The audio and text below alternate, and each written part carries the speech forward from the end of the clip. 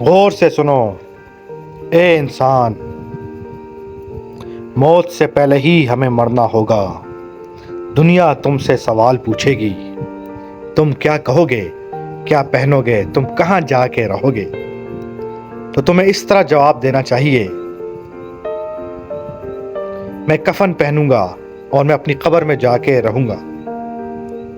اے دنیا کے غلام، اے مال و دولت، اے موت برحق، تصور کرو تم اس دنیا کو چھوڑ کر جا رہے ہو، آخرت قریب آ رہی ہے، شاید اس وقت تمہاری موت کا وقت آ جائے، تمہارے اور تمہارے چاہنے والوں کے درمیان ایک دیوار ہوگی۔